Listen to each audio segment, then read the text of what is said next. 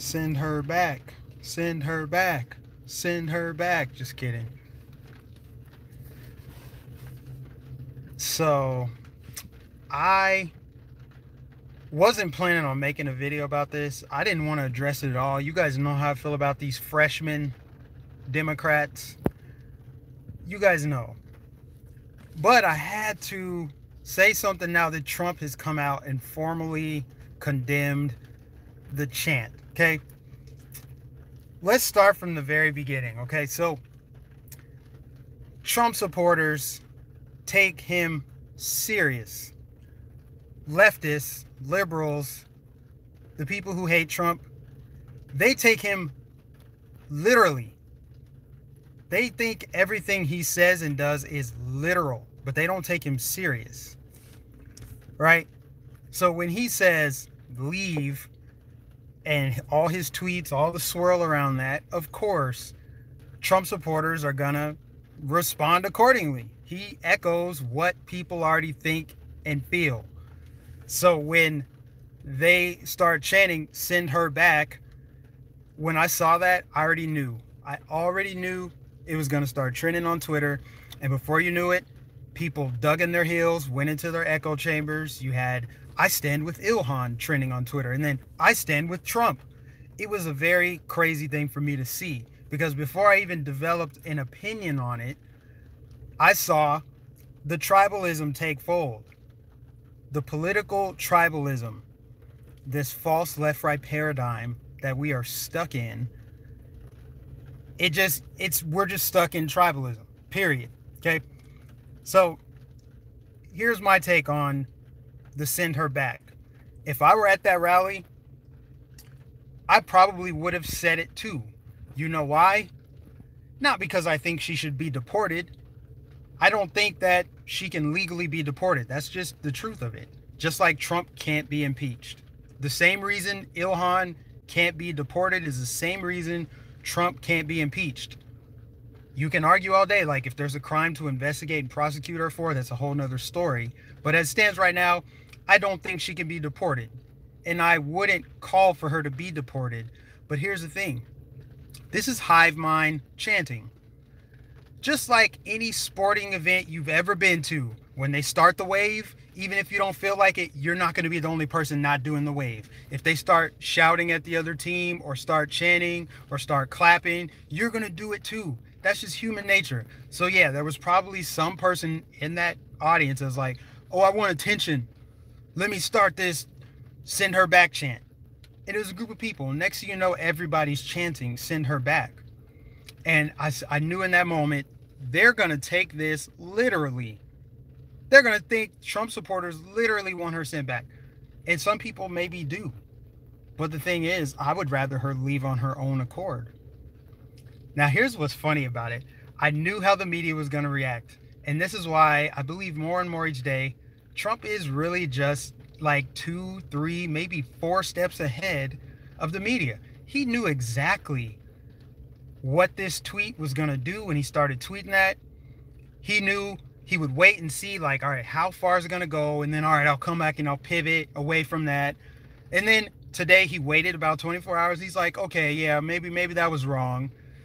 Maybe they shouldn't chant that. I condemn it. I wasn't happy with it.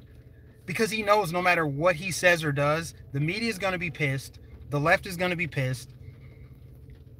And they're so addicted to everything this man does, they treat it like a morphine drip. Everything Donald Trump related, they freaking will eat it up. Did you see CNN? So desperate. It reeked of desperation. You're going to platform Richard Spencer to advance the narrative of Orange Man bad? Like, oh, Richard Spencer said this. What does Richard Spencer think about Trump's tweets? And Richard Spencer goes, he's just throwing out some red meat to the white supremacists and the fan base, the Trump's real base. Like, so CNN, again, fails. They platform somebody who's statistically irrelevant. I have more subscribers on my YouTube channel than Richard Spencer has followers. If he were to hold a rally right now, there would be 3, 4, 5 times as many protesters.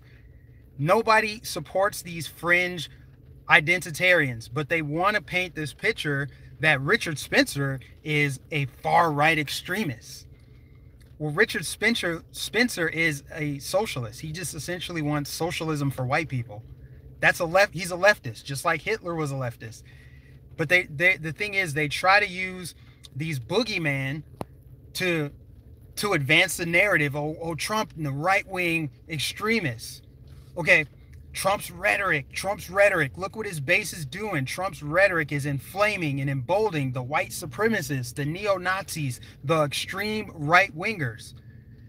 What they fail to mention is that when Ilhan Omar started, when she went just full-on anti-Semite, just started saying all this stuff about Israel, when she said Israel hypnotizes the world, that brought David Duke out of the shadows. David Duke endorsed Ilhan Omar, but David Duke is also called a right-wing extremist, right? So is it really a right-wing extremist, or is it just people who hate Israel, people who hate Jews? Doesn't matter what their political ideology is, but the way that they framed it is it's a left-right paradigm. So how is it that Ilhan Omar gets praise from David Duke? If they don't agree politically, how is it that he could endorse her? It's because he endorses what she has to say. So they say Trump threw out this red meat. He threw out red meat to the white nationalists. They're eating it up. Really, all 50 of them. That's funny. Let me tell you who he did throw the red meat out to. He threw red meat out to the media because he knew the media was going to take that chant last night and run with it and do exactly what they did. He threw red meat out to me. I saw the red meat there because it gave me an opportunity to hammer home the painful hypocrisy of this whole situation. Because, yeah, was that chant maybe in poor taste? Yeah, sure. Yeah. The reason why I'm just kind of nonchalant about it is because nobody got hurt. A couple feelings got hurt. That was it. It was a hive mind chant. Who cares?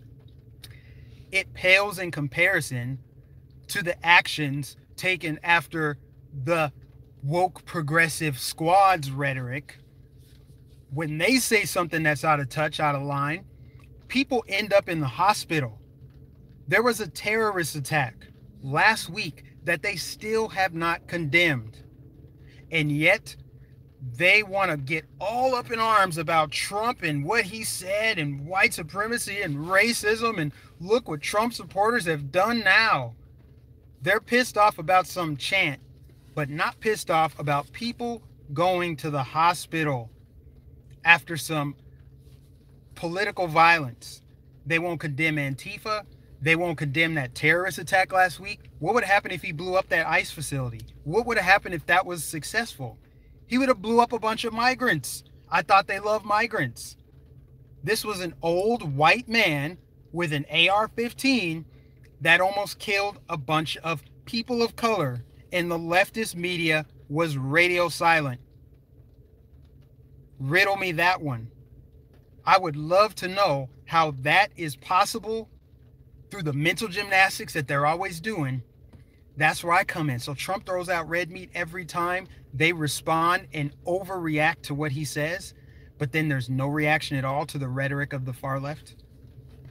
So you got these four women, the face of the donkey party right now. They are the face of the party. There is no more Nancy Pelosi. There's no more Kamala Harris, Joe Biden. Nobody's talking about them.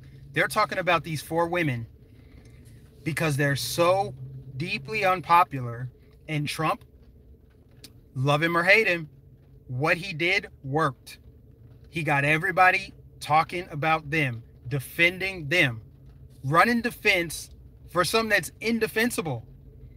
And he's also exposing the identity politics. Have you ever seen the race card played as much as it's been played in the last 7 days?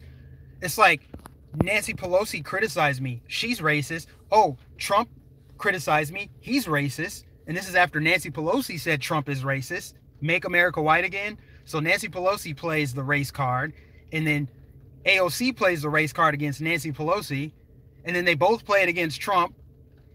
It's just, you can't make this up. So at the end, the rhetoric, there is a clear, distinct difference between Trump's rhetoric and the rhetoric used by these congresswomen. Trump's rhetoric, you'll get these kind of chants. It's no different than the lock her up chant. It's going to come and go. People are going to forget about it in 2 days. The only way I would see it as equivalent is if somebody gets hurt. But as far as I'm concerned, people chanting that, some hive mind behavior at an event, people in there didn't even think twice. They're just like, everyone's chanting this, I'm going to chant it. Send her back. Send her back. Everybody did it. Okay. You know, should he have stopped them? Should he have said, no, vote her out? Maybe that's a better chant. That's not who he is. That's not how Trump is. So it's funny to see how they get surprised. Trump said this and did that. Trump is his base. These Trump supporters, it's like they're acting surprised at this. It's like, have you met this man? Do you know who he is? But that's the extent of it, right? It's just like how they continue to try to cram this narrative down everybody's throats that Trump supporters are out in the streets with their MAGA hats on and they're violent. There's no evidence to it. There's no evidence to support that claim whatsoever. And when there have been instances where Trump supporters were violent, or if Trump supporters were falsely accused and the truth didn't come out until later, you saw everybody come out and condemn him. I'm talking all your never Trumpers like Ben Shapiro. He rushed to judgment on those Covington Catholic boys. He couldn't wait to condemn them. Then the truth comes out. He's like, oh. So you can't make this stuff up. People will condemn Trump supporters if they're violent. They'll do it instantly. And that's conservatives and liberals, progressives, everybody. But when it's the left, they're slow to condemn it if they do it all. But then they're like, well, actually, was that violence? Is that anti-Semitism? I mean, she's rightly, criticizing AIPAC and their influence on American government. See, they try to make sense of it. They try to rationalize it when it's their own because of political tribalism. Political tribalism is really how we're divided. They want us divided along racial lines, but that's just not working. They can no longer hide the fact that black and brown people support this president. They can't hide it anymore, which is why they're shrieking. That's why you had Ayanna Pressley go out there and say that horribly bigoted thing. We don't need any more black faces that won't be a black voice. Just disgusting, vile stuff. Telling me I'm not allowed to have an opinion unless I'm towing that line and I bend the knee to her ideology. I have to meet her expectations to have a black voice. I thought that being black and speaking meant that I had a black voice, but apparently this narcissist knows better than me. Kimby said, nobody noticed Trump ending asylum at the border. Yeah, we noticed all that. These are all just distractions. I just had to get this out because I know that they're about to pivot to this Iran drone that was shot down and something else. We all know how this works. They're guiding the national conversation. I just had to say this right away about this whole send her back thing. It is not a big deal at all. You know what's funny is Trump is so unpredictable. He is unpredictable. But the response to Trump is the most predictable thing ever. You can set your watch to it. No matter what he says, no matter what he does, there is a hyperbolic response to it. When it comes to Trump, when it comes to conservatives, words are violence. But when it comes to the left, their violence is words. That's how they do it. You know, it's still to this very minute, no condemnation of Antifa, no condemnation of that terrorist attack. That's where I come in. So I gotta thank Trump for this red meat that he's throwing out, the real red meat. His real base, his real support was in that room last night, not the white supremacist Richard Spencer, who was just used as a puppet to go out there. He was just a token for CNN. But yeah, Mike, what does it say? Garth, Mike, I'm a white man. In a white man's world, you certainly know your place. What? Whatever that means. There's no white man's world. White people are going to die just like everybody else. Garth? Is that dude a troll? I'm gonna assume that was just a troll comment. Anyway, this whole thing with these progressive women, I think is gonna blow over as they pivot towards the next attack. We'll see what happens in the next couple days. They're going to continue circulating in the media as much as they can. But I think it just went kind of supernova here with all four of them are together now. Now before we just calling them like the Three Stooges. I forgot about the fourth one. Now they're going to pivot back towards, I think now we're going to see them pivot back towards the presidential candidates, because you do have 2 more nights of debates coming up at the end of this month. And they're doing them in Michigan. So they're going to start focusing on the Rust Belt. Then it's going to come back down to Florida. I'm trying to get to the point where I can predict where they're going to go next. Because that's how I can get the word out and tell people, like, hey, you guys paying attention to this? You see what they're trying to do? How they're trying to divide everybody? And they're trying to make it a left-right thing. They can't make it a race thing. They're making it a left-right thing. I'm telling you guys, it's the most bogus thing ever. What is Garth saying? Something else? Who is this Garth guy? Is he going off in the... Dude, you are an enabler of a bigot, says Garth. You know what's funny about that? And another thing that I love to expose, all the people who swear that Trump is a bigot, they're bigots. These people are the bigots. What I didn't capture in a video when I did that Man on the Street last week, I got approached by these, I think it was a transgendered person, I have no idea, but it was a white person and 2, I want to say Hispanics. Anyway, they saw me with the American flag. We got into it about Trump this, Trump that. They said he used me bringing blacks to the White House. He's using blacks, and he's such a bigot. He hates trans people. He hates gay people. You know, all the talking points. Everything from the liberal script, they read it off to me. And I said, no, that's not true. It's not true. It's not true. I don't agree with the narrative.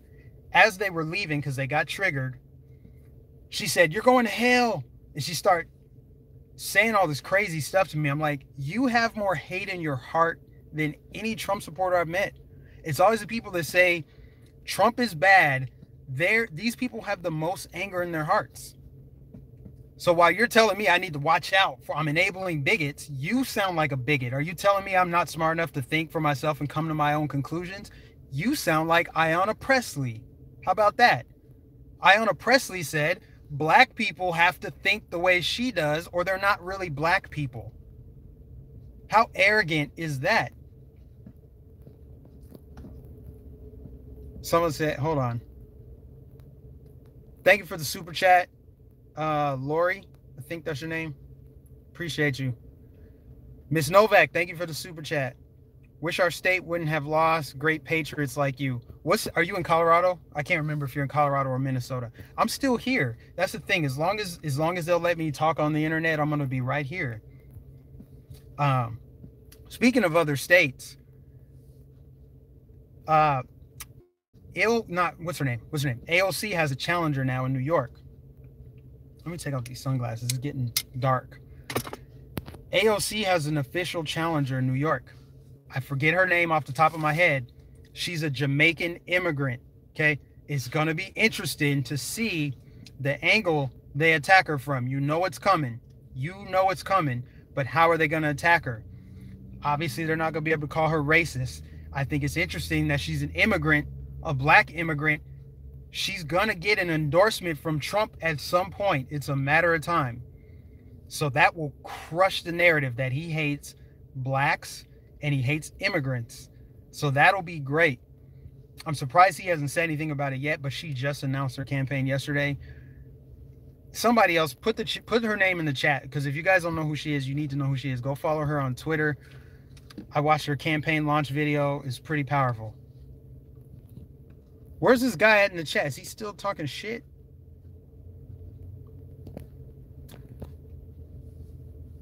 Oh, you're in Colorado. Okay. That's what's up. Thank you for the super chat, Wally. Keep fighting the good fight, Mike. It's really not that hard. It does get tiring. It gets boring when it's the same thing. Like, how many more AOC tweets do I need to talk about? Everybody talks about her. She's boring. She's like the least interesting person ever. Luciano said, Mike, when will liberals learn identity doesn't signify how you're supposed to be treated? They won't. You know, it's central to their platform. They cannot exist without racial division. That's why you have so many minority liberals out here talking about the American flag isn't for us. And they're trying to reduce people to the lowest common denominator, right? They don't want me to be an individual. They want to deny me my personal experience. They won't let me view the world through my lens. They're saying, Mike, here is your tribe. You have a shared experience with these people. Now read from this script or I'm going to embarrass you and I'm going to shame you and I'm going to talk down on you. And if it gets to the point, I'll get violent towards you because you see the world different than the way that I told you to. That's authoritarianism. That is narcissism. That's egotistical. It's arrogant. And it's also evil. It's also evil to try to deny someone else their own personal experience. And somehow you must superimpose your experience over theirs. Like, Mike, you're black, so your tribe is black people. You need to think the way they all think. They all have to think the same. And your values and goals are the same as theirs. It should be, or you're sellout. I'm like, you mean to tell me a black serial killer, we share skin color, so we're the same? Like, hey, man, we have the same values. A black pedophile, child abuser, womanizer, a gang member. Oh, well, their skin's black, so I think the way they do. That's the way it's supposed to work, right? Identity politics, tribalism. Let's go primitive. Let's not be intellectual at all. Let's just find the lowest common denominator and congregate based on that. No thanks. That's why I will quadruple down on my support for the president, for the country, for everything that I believe in, my own principles, my own beliefs, because I don't care what somebody else says. Nobody tells me what to do, what to think, and how to feel. I decide that for myself. It takes a lot of energy to say and do that because you're essentially going against the current. But, you know, I stand for what I believe, and I don't care who disagrees. You know, I'm always open to having my mind changed, but don't think you're just going to step up and bully me into thinking like a leftist and viewing the world through some minority sunglasses. Like, no, I share the world with everybody else. Nobody's making it out of here alive. Everybody bleeds the same. That's the general message. So if you're new to the channel, that's what I stand for. That's what I believe. I'm not going to let anybody tell me what to do, think, and feel. And who the hell are they to tell anyone else to do that? So I'm calling them out. And I think it's great that Trump, of all people, called that out at the rally last night. You got some black conservatives that haven't even called that out yet. Miss Novak, thank you again for Super Chat. Did Trump even name names before the squad held their press conference? I mean, they kind of called themselves out, didn't they? Yeah, I mean, we all knew who he was talking about. He didn't have to call him by name. And I guess, I mean, the tweet didn't make sense. That's the truth. Trump is not above criticism. The tweet didn't make sense because 3 of the 4 people are from the U.S., though you can't really tell with how much they hate the country. Now, if he had just said Ilhan Omar, that would have been accurate. But what he came back with in a later tweet and then validated or expanded upon later was he just said, if you don't like the country, you can leave. And that applies to everybody who hates the country. Go seek asylum in Canada. I'm still waiting on all those celebrities that said they were leaving if he got elected. I'm still waiting for them to go to Canada. Isn't Canada better anyway? Don't they have socialized medicine? Don't they have a bunch of free stuff? Isn't it better for everybody? Super cosmopolitan and international. Why haven't they gone there yet? Still waiting on it. Not happening. Shout out to all the moderators. Shout out to all the people that have donated. I appreciate you guys. I'm surprised this video is actually monetized. They have demonetized everything. If I shared a video of cute little puppies playing in the grass tomorrow, it would be demonetized because it's coming from my channel. It sucks. And they've suppressed the views of my videos. If you guys haven't noticed, I can barely crack 2,000 views. I was getting 2,000 views when I had like 9,000 subscribers. I had a better view ratio. It didn't. It's now, it's almost like they capped me at 2,000.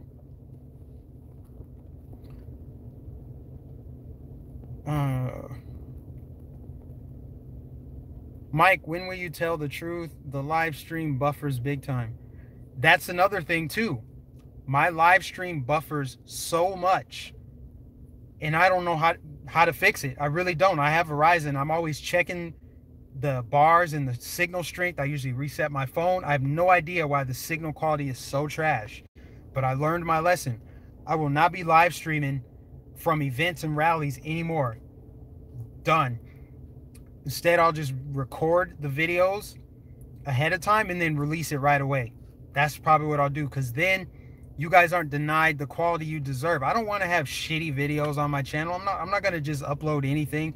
But the thing is, when I'm live streaming, I can't tell. Like right now, I don't know what the signal quality is. I'm hoping that it's good. At least when I live stream on Facebook, the quality is pretty good. So I don't know if it's a YouTube thing, if it's a Verizon thing, if it's my phone, or if it's something that they're doing to my channel. It could be.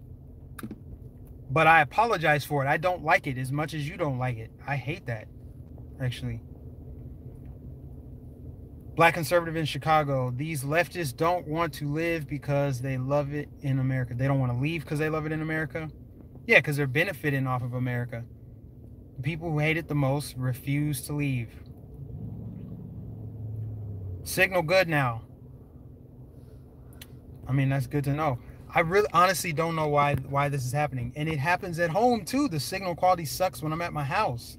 So it's making me think it's a YouTube thing, which is why I was even hesitant to do this live stream. I should have just pre-recorded a video and uploaded it. But sometimes I prefer live streams. Anyway, I said what I have to say. I don't want to ramble. This has already been almost 30 minutes. Thank you guys for liking, sharing, subscribing, all that good stuff, donating. Subscribe to the backup channel. That's really a second channel. I'm not even calling it backup channel anymore. It's a second channel. I'm going to be doing man on the street videos, and I'm only uploading them there. So if you want to see them, you got to go to that channel, period. That's the only way you're going to see them. I might do little snippets and clips here to incentivize people to sub to that channel. But that channel, before I was going to have it be like, oh, I'll just do it for live streams or interviews or different content. No, I'm just going to do man on the street videos over there. That's the best way to have it be actual different content, so you guys are actually incentivized to sub to that channel. There's already, well, I think I put 3 total videos on that channel of just man on the street from last weekend. So make sure you guys sub to that backup channel or that second channel. I'll stop calling it a backup channel out of habit at some point. Leonard Duke says, love your channel, MAGA and Roll Tide. I don't know about the Roll Tide part. I'm guessing you live in Alabama, but yes, sir. All right, guys, I'm signing out. I'll catch you guys in the next live stream, the next video. Sub to the backup channel, the second channel, and I'll see you guys later.